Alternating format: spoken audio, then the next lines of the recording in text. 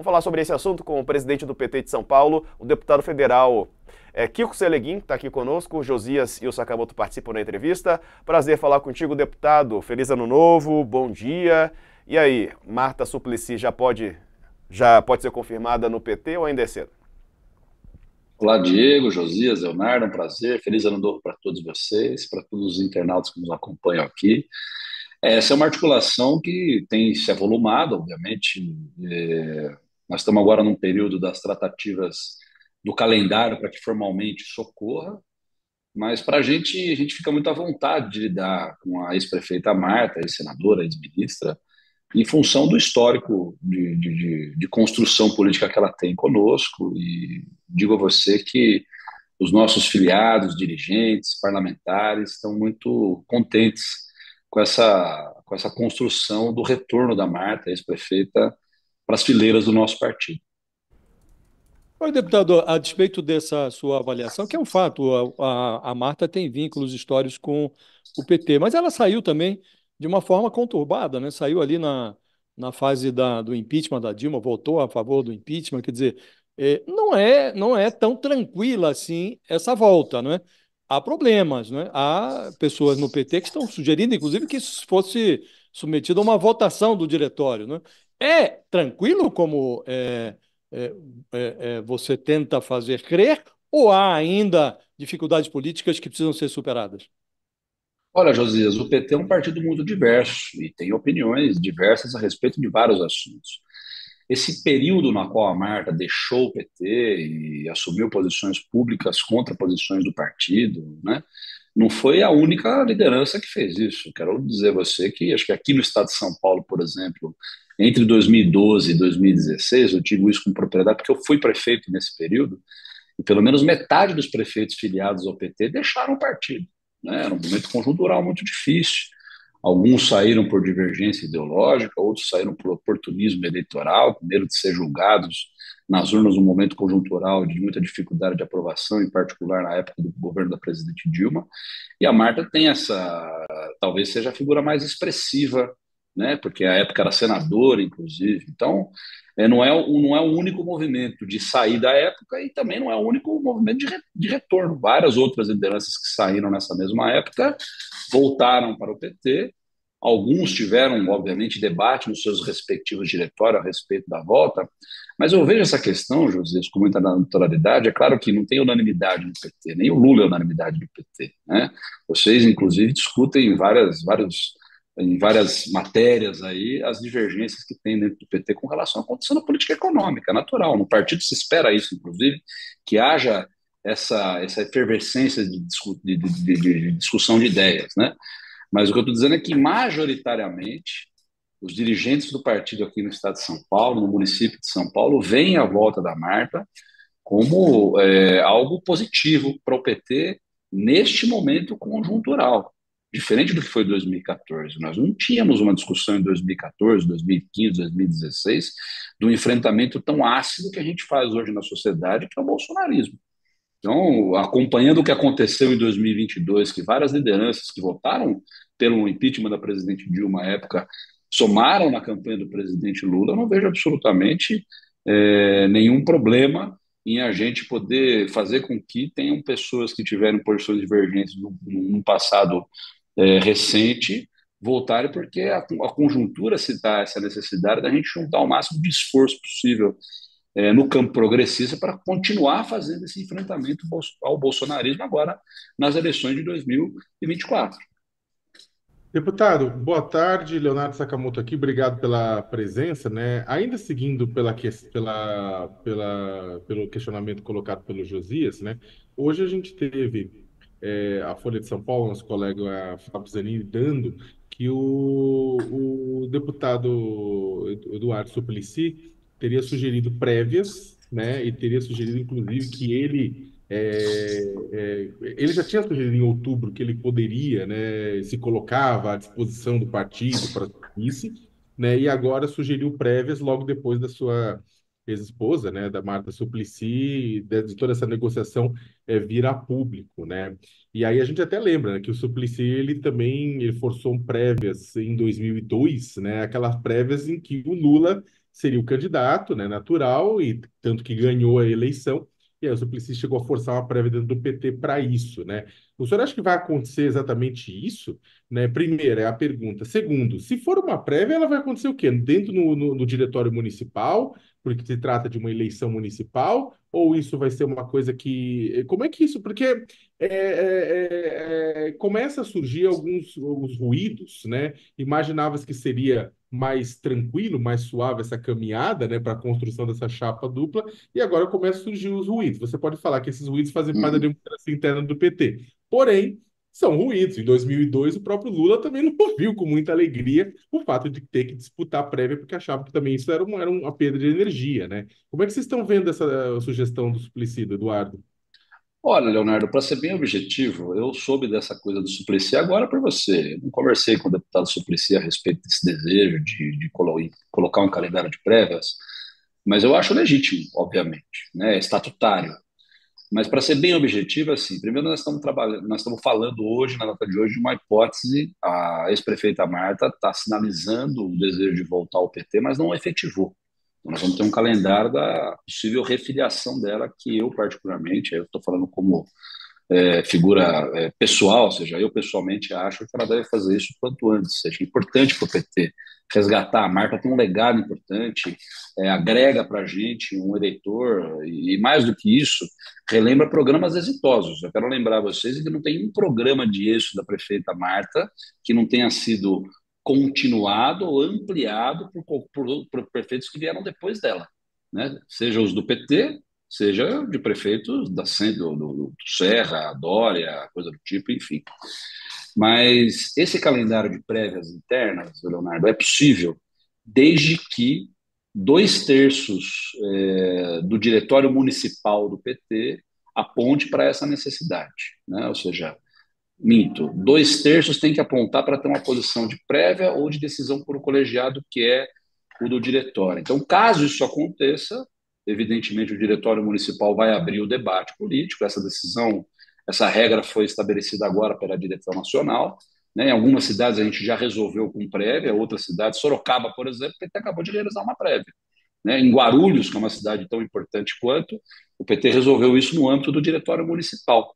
Então vai depender do quanto que o deputado Suplicy conseguir convencer a direção municipal de que a decisão vai ter que ser por meio de prévia ou por decisão do colegiado dos Ou dirigentes seja, municipais do partido. só para entender, então, para que as prévias sejam realizadas no município, precisa de dois terços do diretório, esses dois dirigentes municipais, atestarem e falar, nós concordamos, dois terços concordam com a prévia, então ela está estabelecida. Caso contrário, o método de escolha pode ser outro. Assim, ó, só para explicar melhor, vamos lá. Tem três métodos de escolha de candidatos no PT hoje: prévia, encontro municipal ou o diretório municipal resolve, os membros do diretório já eleitos lá atrás, no PED de 2013, de 2019, decidam quem é o candidato. Para que um método prevaleça, ele precisa ter apoio de dois terços do diretório agora. Ou seja, então, para o senador Suplicy convencer um procedimento de prévia, ele precisa convencer pelo menos um terço mais um de que não tem unidade, que não tem dois terços para o lado de lá, entende? Ou seja, não precisa construir uma maioria, mas precisa ter um terço mais um dirigente questionando um método que não fosse a prévia. No limite, é prévia, não tem nenhum problema. Como eu te disse, Sorocaba, o PT acabou de fazer uma prévia porque não teve acordo por dois terços. Em Guarulhos, teve acordo por dois terços e não teve prévia e foi escolhido pelo âmbito do diretório municipal. Mas como eu falo para você, não tem nenhum problema em discutir prévia, como você disse aí, o Lula disputou uma prévia com o Suplicy, o Lula venceu o Suplicy por 85% dos filiados à época. Eu não vejo prévia como um problema, Sakamoto. Inclusive, prévia pode ser uma oportunidade que o partido tem para discutir uma agenda, né, para mobilizar a militância. Acho que não é o caso.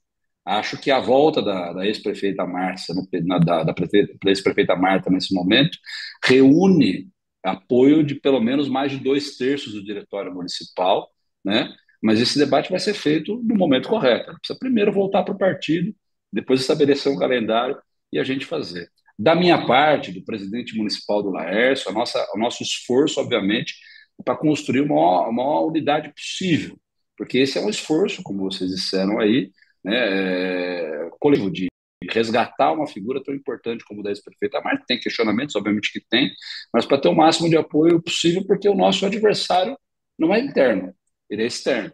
À medida que a gente tem uma unidade, a gente consegue ter um programa mais denso, né, com propostas inovadoras, resgatando coisas que foram destruídas ao longo desse período, para fazer a verdadeira disputa que nem a eleição do bolsonarismo aí na capital de São Paulo. Deputado, ao defender a volta da Marta, você mencionou, e é um fato, né, que houve uma mudança conjuntural muito grande, né? Em São Paulo, essa mudança é muito evidente, né, porque o PT disputar uma eleição municipal sem a cabeça de chapa é algo absolutamente inusitado, né? No passado recente era PT e PSDB em São Paulo que disputavam aí as eleições no estado, na capital. E agora o PT tá indo vai para a eleição com a cabeça de chapa terceirizada ao Guilherme Boulos, que está no PSOL, e vai buscar uma ex-filiada, Marta Suplicy, que votou a favor do impeachment e tal, para indicar como vice. Eu lhe pergunto, em primeiro lugar, qual é o futuro do PT na capital? Em segundo lugar, qual é a contribuição que a Marta Suplicy pode dar à candidatura do Guilherme Boulos nessa disputa? Ela tem as marcas da prefeitura dela, mas já disputou eleições, perdeu eleições também em São Paulo, né? Qual é o papel da Marta numa eventual composição desta chapa, na confirmação dessa chapa Guilherme Boulos, Marta Suplicy? Olha, Josias, eu não acredito que o futuro de um partido está estabelecido necessariamente no sucesso eleitoral de uma eleição ou de outra. Veja bem, em 2016, muitos achavam que o PT ia ser reduzido a muito pouco. O que aconteceu foi que de 2016 para cá, quem se reduziu a muito pouco ou quase nada foi o PSDB, que era a nossa antítese até então, né? Eu acho que o futuro de um partido político está muito atrelado à agenda que ele defende na sociedade, né? Nas eleições de 2014, nas eleições de 2018, nós tinha uma agenda que convenceu a maioria da sociedade, que era uma agenda que defende daquela que o PT defende, mais no campo neoliberal, de enxugamento do Estado, né? E agora essa agenda para a maioria da população do país se mostrou inepta ou incapaz de resolver os problemas do país. E mais uma vez uma agenda de uma política econômica mais solidária, mais fraterna, com um pouco mais de ajuste no sentido de considerar as desigualdades sociais, é que fez com que o presidente Lula voltasse. É claro que ter uma figura com densidade eleitoral facilita no processo de disputa eleitoral. Nesse momento, a agenda que nós vamos defender na eleição de São Paulo é a agenda que o PT sempre defendeu. Você pega, só que neste momento a figura eleitoralmente com mais potencial de vitória é a figura do Guilherme Boulos, que por acaso está num outro partido aliado, parceiro, que nos ajudou nesse processo de 2022 para cá. Então, eu acho que o futuro do PT está em se conectar com a agenda que a gente sempre defendeu historicamente e ter a capacidade de modernizar. Ora, vai ter alguma liderança no campo progressista com mais viabilidade eleitoral e nós vamos apostar, como é o que nós estamos fazendo agora com o Guilherme Boulos. Ora, pode ser que haja uma liderança do PT, né, que tenha mais condição. E aí nós temos dezenas de pessoas que, ao longo do processo, podem ir se destacando na atuação parlamentar, como ministro de Estado, e a gente pode, no melhor momento, taticamente, oferecer um nome positivo para a sociedade. Eu, particularmente, acho que é uma aliança importante, acho que a gente não vai perder em números de vereador, não tendo candidato a prefeito. E se você olhar para os discursos do Guilherme Boulos, a ação política, é defender a nossa agenda. Ele defende de maneira muito sólida os governos da prefeita Luísa Erundina, da prefeita Marta e do ex-prefeito Fernando Haddad, antes mesmo da Marta sinalizar a condição de querer ser vice dele, né? Então, a gente está construindo essa aliança no ponto de vista da agenda, e o partido precisa estar preparado para oferecer um quadro naquele momento tático para poder sair com um bom resultado eleitoral. Então, eu não vejo uma perspectiva de decréscimo do PT, muito pelo contrário, eu tenho certeza que nós vamos produzir um resultado muito melhor agora em 24 do que foi produzido em 2020. E aí o futuro vai depender da nossa capacidade de articulação, de renovação, de construir quadros novos aí para as próximas eleições. Tá certo. Deputado, tem uma coisa que sempre ocorreu. Bem, o PT sempre teve candidato à Prefeitura de São Paulo. Não apenas para apresentar seu projeto, né, mas também para fortalecer as candidaturas à Câmara Municipal.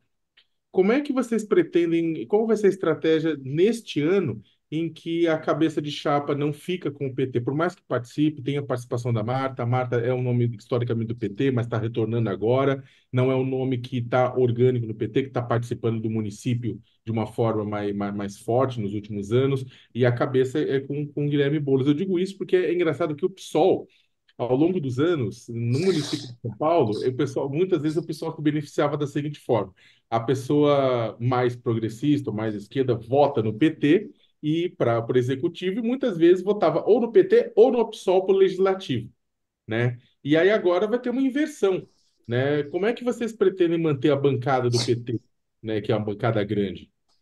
Boa pergunta e a importância da Marta nesse processo. Nós temos hoje 8 parlamentares, né? Todos os 8, a parte deles agora, se não me engano, 3 viraram deputados estaduais ou federal, o caso do vereador Alfredinho, do Suplicy, do vereador Antônio Donato, da vereadora Juliana Cardoso. Então, 4 foram substituídos por suplentes que serão candidatos à reeleição. Para além disso, vários ex-vereadores, ex-deputados estão se colocando como candidatos a vereador, o caso do Nabil Bonduque, Adriano Diogo, né, outras lideranças que estão emergindo. E cada um desses deputados federais e estaduais que militam na capital tem grupos organizados que vão testar nomes novos ou nomes já experimentados, né? A presença da ex-prefeita Marta Suplicy, Sakamoto, nos dá um patrimônio que nós não tivemos, por exemplo, em 2020, em 2016. Porque tem uma diferença muito grande quando um vereador vai fazer uma agenda, por exemplo, no Grajaú, na Capela do Socorro, na cidade de Tiradentes, que são bairros que reconhecem o governo da ex-prefeita Marta Suplicy, e que agora vão poder levar a Marta junto. Então tem uma tendência de que a vinda da ex-prefeita Marta Suplicy reacenda a nossa capacidade de mobilização na periferia da cidade, de um modo geral. E eu acho que com uma candidatura que em primeiro turno, com potencial, que é a candidatura do Guilherme Boulos, blocando todo o campo de esquerda, de entre 35% a 40% dos votos no primeiro turno, vai aumentar a bancada de esquerda. Isso já aconteceu nas eleições para a Assembleia Legislativa e para a Câmara Federal. Quero lembrar você que hoje nós temos a maior bancada da história de esquerda na Assembleia Legislativa. Minoria, claro, né? Mas PT, PCdoB e PSOL, né, junto com Rede, PSB, se não me engano, somos em 28 deputados estaduais. Nunca tivemos uma bancada grande com tamanha intensidade. Então, aumentando o nosso espaço na sociedade, diante da conjuntura de uma candidatura competitiva desde o início, a tendência é que a votação dos nossos candidatos e candidatas também aumente. Basta a gente se organizar para buscar o voto e a confiança do eleitor.